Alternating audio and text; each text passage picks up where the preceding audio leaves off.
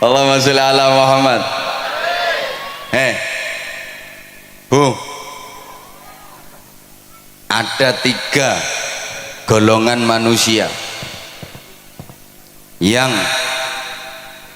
ibadahnya sebagus apapun gak akan diterima oleh Allah, doanya sebaik apapun, sekhusyuk apapun gak akan dikabulkan Allah, bahkan di akhirat gak bisa menerima syafaat Rasulullah.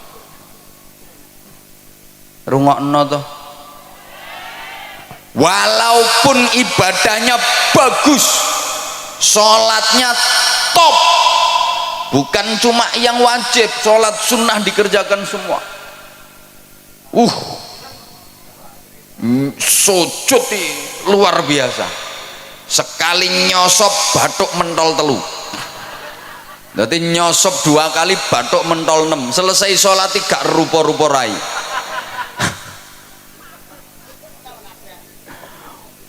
Poso bendino, sodakoh nyah-nyoh, zakat orang mufakat, wiridan sak dalan-dalan maca Quran yo turut ratan, berangkat haji tiap tahun, dia pergi umroh seminggu 5 kali, iso ngomahe Mekah kok, kan omahe Mekah.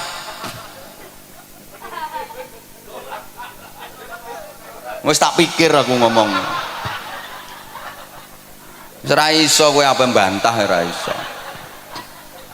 Gak mungkin seminggu umroh berangkat ping 5. Omahe Mekah kok.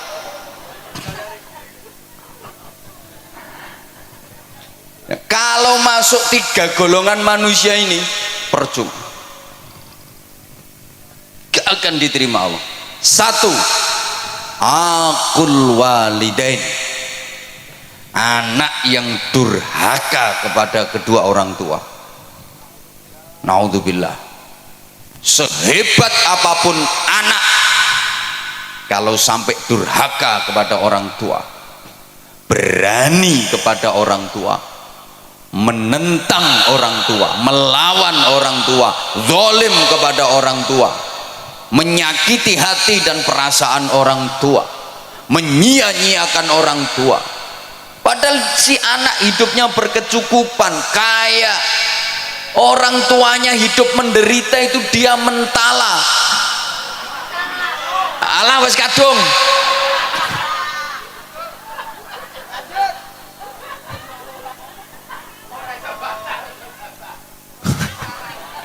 Sing ceramah aku apa sampean? Lah iya.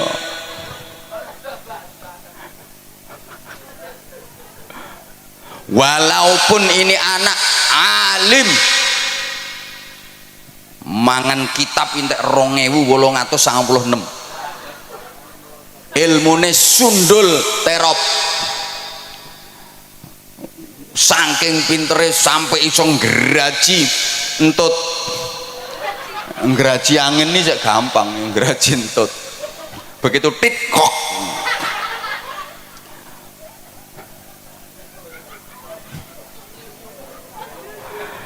Kalau berani sama orang tua, menyakitkan orang tua, durhaka kepada orang tua, seluruh ibadahnya ditolak sama Allah, doanya nggak akan dikabulkan oleh Allah, bahkan di akhirat dia nggak bisa menerima syafaat Rasulullah. Walaupun secara lahiriah orang tuanya seakan-akan bersalah, karena dalam hubungan anak dengan orang tua itu undang-undangnya cuma ada 2 pasal. Pasal 1, orang tua tidak pernah bersalah. Pasal 2, apabila orang tua melakukan kesalahan, kembali ke pasal 1. Ya gak mumet, memang pasalnya cuma 2 kok. Jadi hubungan anak kepada orang tua itu pasalnya cuma 2 undang-undangnya. Pasal 1, orang tua tidak pernah bersalah. Pasal 2, apabila orang tua melakukan kesalahan, kembali ke pasal 1. Sehingga kalau sampai terjadi anak ribut sama orang tua, anak gegeran sama orang tua, demi Allah di apa-apa no sing salah anaknya. ana sing mikir ketara gak rukun kae.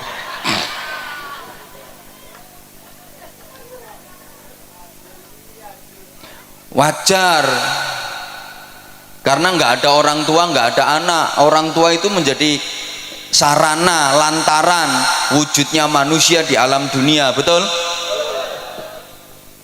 Boleh kene ana sing tanpa wong tua, jadi orang bejudus teko lemah, apa meletek teko watu. Maka saya di mana-mana katakan selamanya anak nggak mungkin bisa membalas budi kepada orang tua, nggak mungkin anak bisa membalas jasa orang tua, nggak mungkin bisa.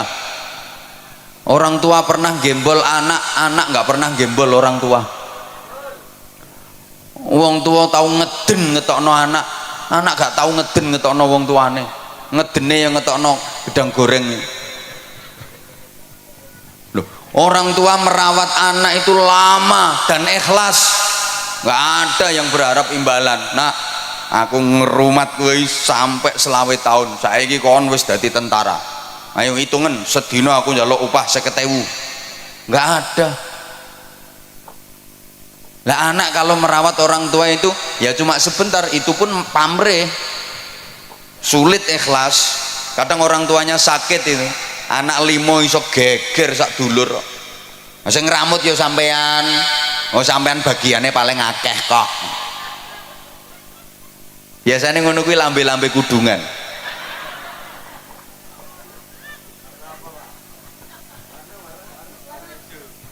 Halo, halo, ya, rungokno. Orang tua merawat anak itu yang diharapkan hidupnya anak, sing diharap-harap uripe. Lah nek anak ngramut wong tua iki karo nunggu matine kok. Sorry ya, orang tua itu mau gantiin sakitnya anak, kalau anak nggak mau gantiin sakitnya orang tua. Orang tua rela menggantikan derita anak, kalau anak nggak mungkin mau menggantikan derita orang tua. Saya udah sering kasih contoh, orang tua itu punya anak sakit, anak masih kecil sakit, ya Allah, nangis semalaman nungguin anak nggak tidur. Dia nggak rela seekor nyamuk pun menggigit anaknya, hinggap di tubuh anaknya, ditunggoni sampai gak turu, nangis memohon kepada Allah, ya Allah, biar saya saja yang gantiin sakitnya anak saya, asal anak saya sehat. Tapi anak nggak mungkin mau gantiin sakitnya orang tua. Maaf, ayo coba sampean misalnya punya orang tua sudah pikun, ayo sampean gelem genteni, ya Allah, kula sing pikun mawon.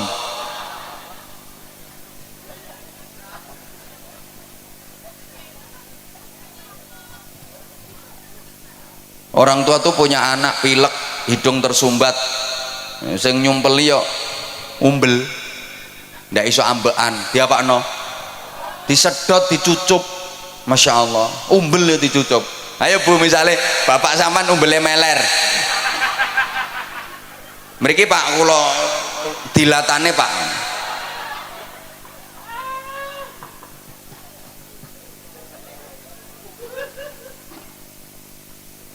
Lah orang tua itu siapa saja?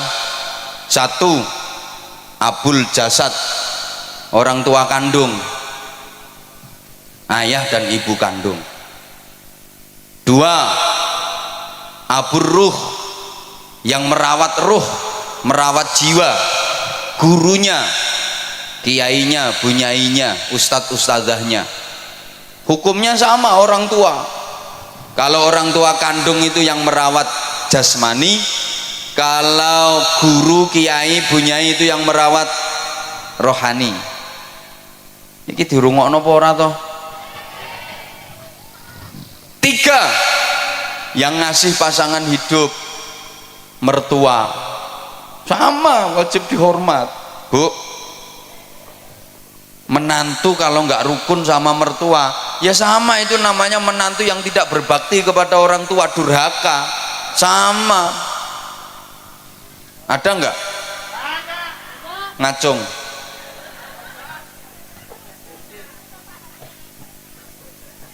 Sing akeh mantu gak rukun karo mara tuwa iki mantu wedok. Kenapa? Mohon maaf, penting ini.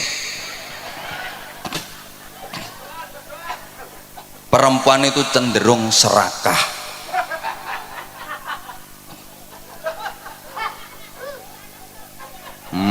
Wong lanang serakah ya eneng kok. Kuwi ambek kiai wani nyentak apa maneh mbek bojone. Mohon maaf, banyak istri yang tidak merelakan suaminya untuk berbakti kepada orang tua.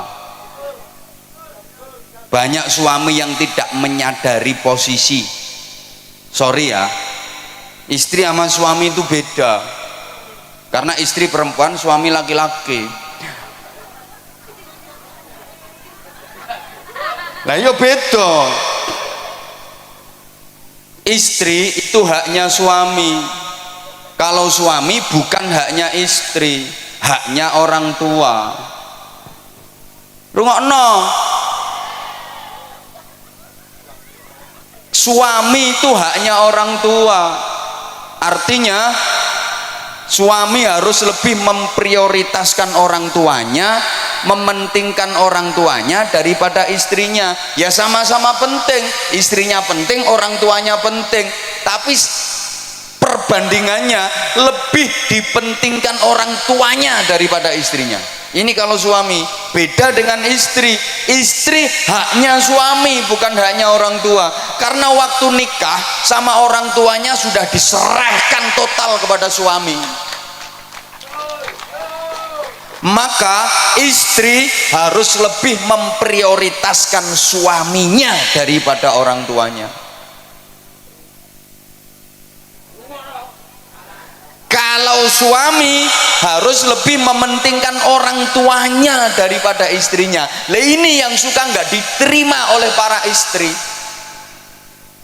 Suami mau berbakti kepada orang tuanya, dihalang-halangi oleh istrinya. Kadang suami mau ngasih duit ke ibunya, ini si istri ngamuk-ngamuk, diselidiki. Mbok kei pira makmu mau? Mbok kei pira makmu mau? Mbok kei pira?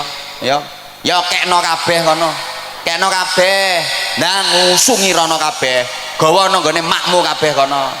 Wis klambimu nang digerono pisan, bantalmu sak sarung ngusungi rono, engko bengi nang kelon karo makmu kono.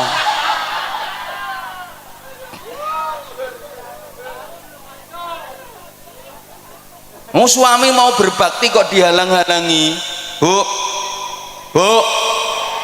ibu harus sadar, bagi suami orang tua itu prioritas daripada istri. Bu, ikhlas nggih? Relakan suamimu berbakti kepada orang tuanya. Yang orang tua suami adalah mertuamu.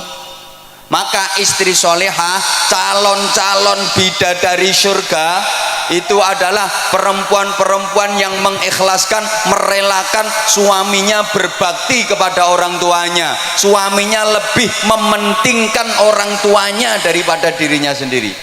Itu perempuan-perempuan solehah, calon-calon bidadari surga. Nggih Bu nggih? Nggih Bu nggih? Jadi misalnya, Bu, suami ibu punya duit 10 juta. Nah, ibu sebagai istri dikasih 3 juta, yang 7 juta dikasihkan ibunya suami. Ikhlas nggih?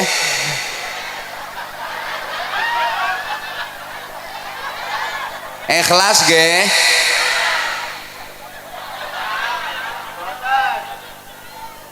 Ikhlas mboten? Mulane angel mlebu swargamu ya ngono.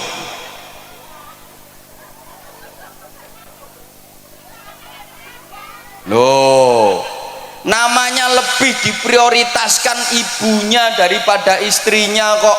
Jadi nek bojomu kuwi ndek duit 1 juta, sampean sebagai istri dikasih 300.000, yang 700.000 dikasihkan ibunya suami, dikasihkan mertuamu. Ikhlas nggih? Sapa ngomong tak jotos mau?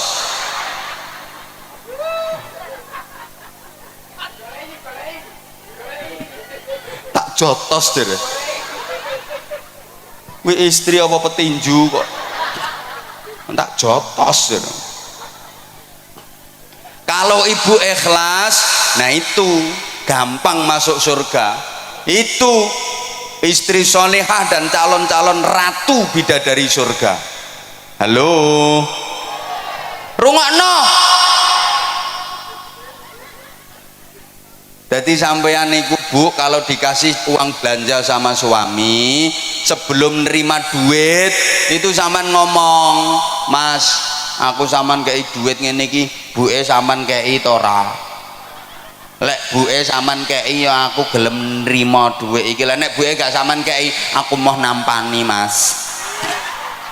Buke kei sik kudu luwih akeh. Lek buke wis sampean kei, lagek tak trimo. Ngoten nggih? Pret. Pret.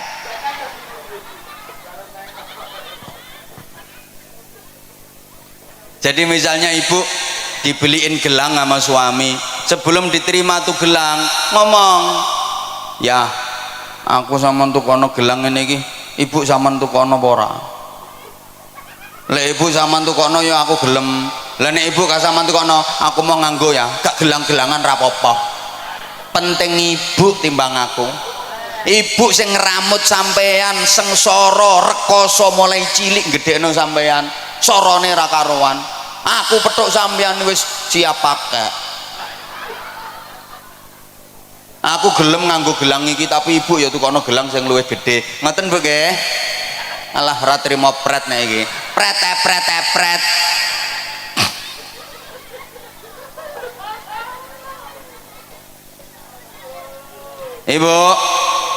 Ibu, jadi misalnya ibu mau diajak berangkat umroh sama suami, ibu harus ngomong, ya aku kata dijak umroh, ibu sampean jak taga, lek ambek ibu aku ya gelem melu ya.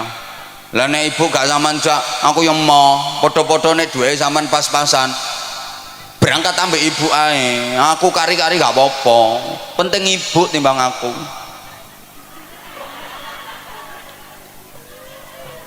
Bapak sampean sebagai suami Pak, kalau punya istri yang karakternya seperti itu, betul-betul lelaki beruntung di dunia ini.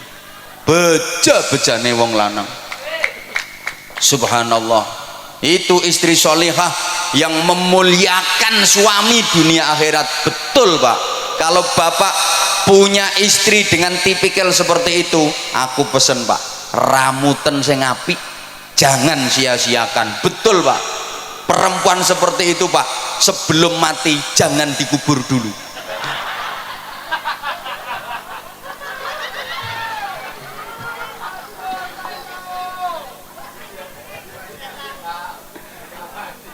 Soalnya langka.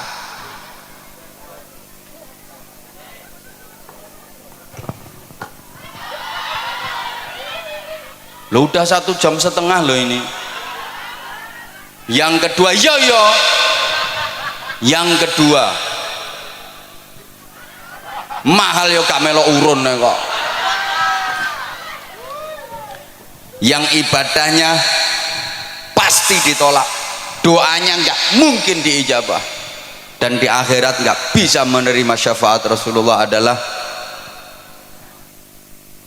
para istri menengok. Lu memang iya kok. Istri-istri yang suka melukai perasaan suami, menyakiti hati suami padahal suaminya benar, dan suka membebani suami di luar batas kemampuannya. Tak baleni pengumuman,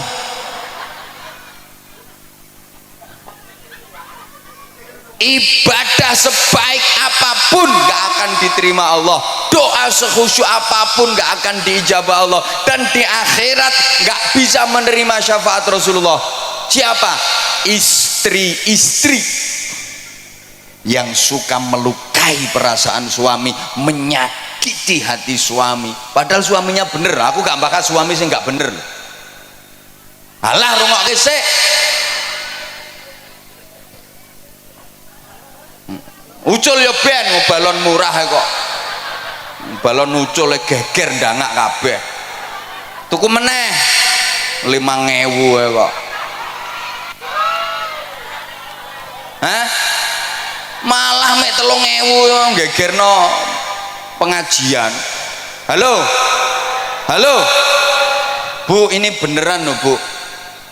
Rasulullah pernah cerita besok di akhirat itu ada perempuan yang wujudnya enggak wujud manusia, bentuknya enggak bentuk manusia, tapi ndasnya alah ndasnya itu ndas celeng, terus awak menengok lagi, awaknya awak khimar, wis gampangane ndase celeng awake jaran. Hi, ngeri. Ndase celeng awake jaran. Siapa itu? Ya tadi perempuan yang suka membebani suami di luar batas kemampuan. Wong suami lo penghasilannya sebulan ini lo cuma 2 juta. Nek njaluk blonjo saulan sampai 250 juta.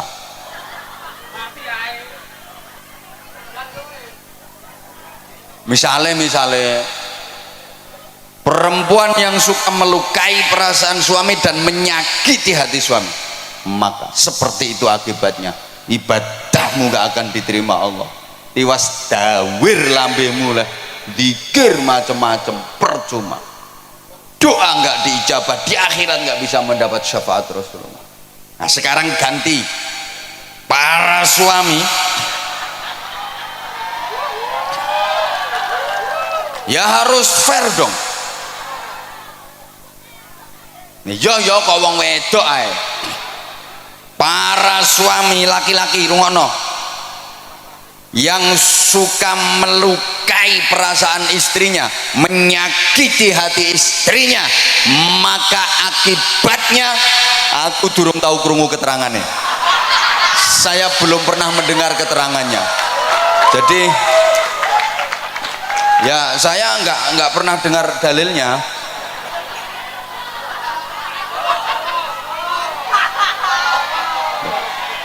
Lah nanti kalau saya sampaikan yo malah keliru kabeh wong. Saya nggak pernah denger kok.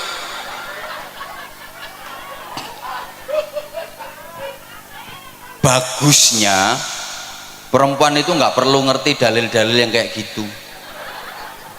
Marake ngelamak, ngelunjak, ingkrah ndase wong lanang. Lho wong istri itu lo nggak ngerti dalil lho, suami iso kalah. Apalagi ngerti dalil, malah nyenyek wong lanang. Memang istri-istri itu nggak usah ngerti dalil-dalil kayak gitu, bahaya. Wong nggak ngerti dalil sing lanang kalah kok, pemane ngerti dalil. Mulane bro, sing urung rapi ya. Besok nek rapi golek wong itu sing goblok-goblok kae, gampang dihapusi. Nah pinter-pinternya gak iso ngendalekno nyonyor kae.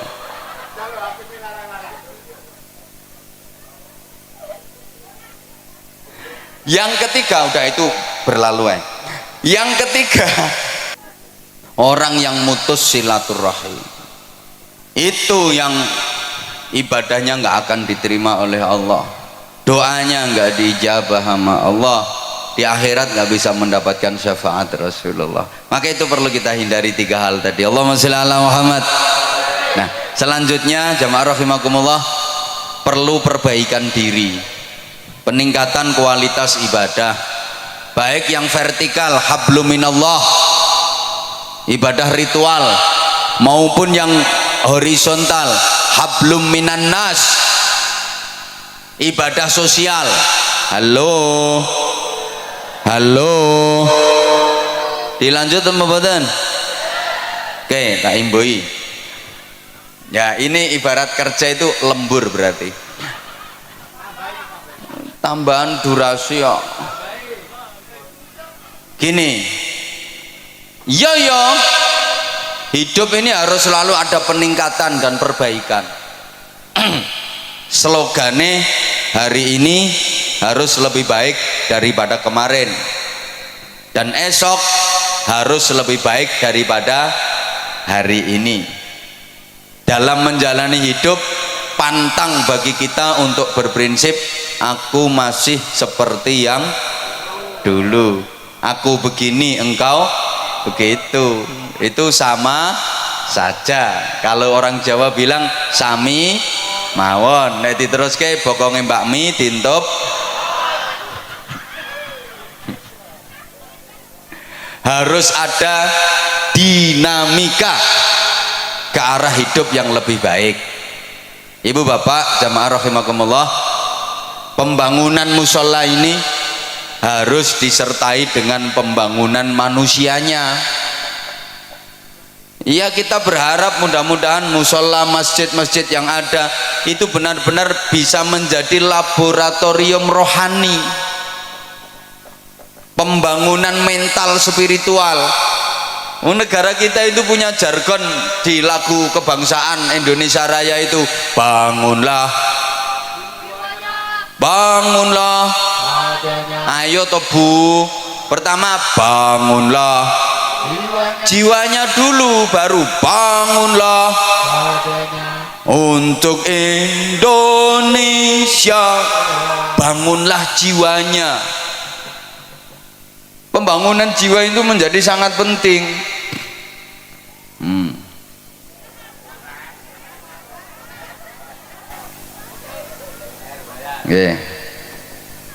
Mohon gelas ini untuk dikeletak.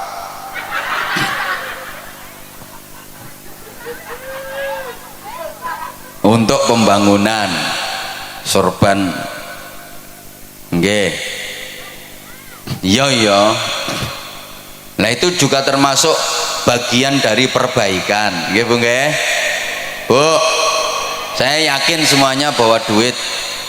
Kalau nggak bawa duit nggak apa-apa kok, kalung dilepas, gelang dipelorot nggak apa-apa, nanti biar dijual sama panitia.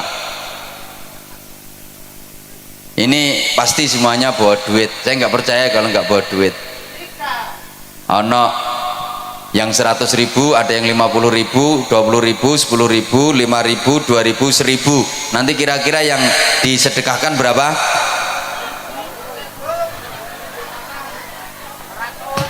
Perlu diingat, sedekah itu yang penting banyak walaupun tidak ikhlas,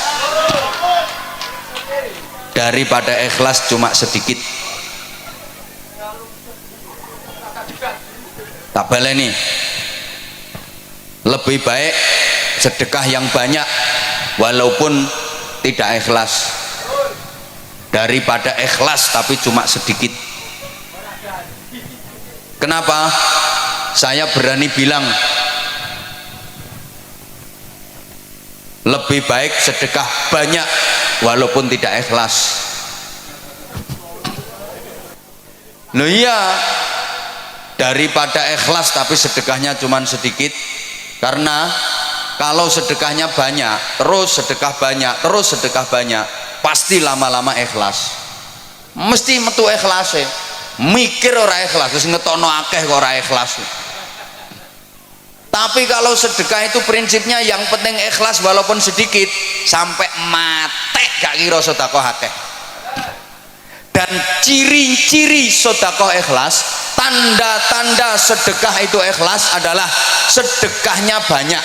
Tandane wong sedekah ikhlas iku sedekahe akeh.